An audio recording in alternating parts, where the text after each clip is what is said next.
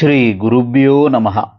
தெய்வத்தின் குரல் மூன்றாம் பகுதி, 8வது தலைப்பு.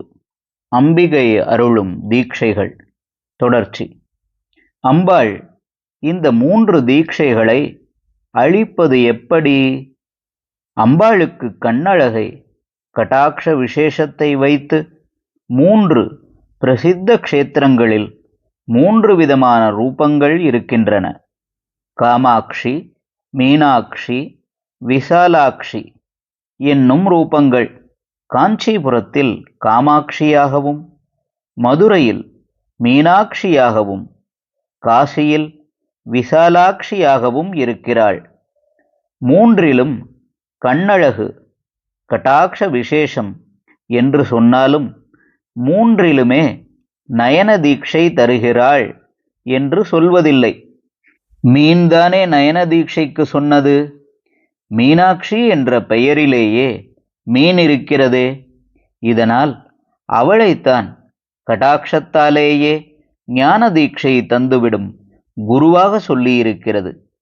இது மத்ஸ்ய தீட்சை. காமாட்சி பக்தனை ஸ்பரிசித்து அவன் தலையிலே பாதத்தை வைத்து ஞானியாக்கி விடுபவள். சௌந்தரிய லகரி ஸ்தோத்திரிக்கிற மூர்த்தி காமாட்சிதான்.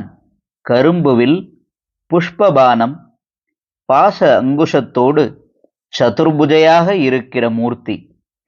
அதிலே ஒரு ஸ்லோகத்தில் ஆச்சாரியாள் அம்பாளிடம் வேதங்கள் உபனிஷத்து என்கிற தங்களுடைய சிரசிலே தாங்கிக் கொண்டிருக்கிறவையான உன்னுடைய திருவடிகளை என் தலையில் கூட தயையினால் வெய்யம்மா என்று பிரார்த்திக்கிறார்.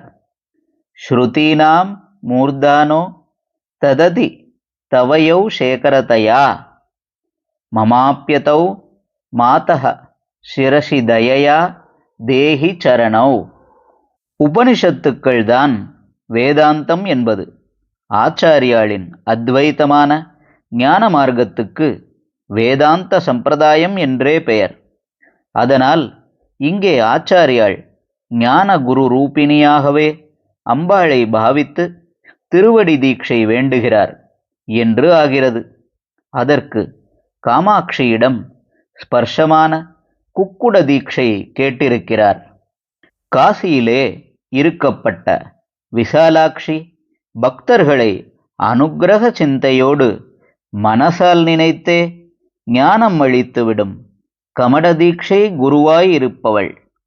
ஹரஹர சங்கர, ஜெய ஜெய சங்கர. தெய்வத்தின் குரல் மேலும் ஒலிக்கும்.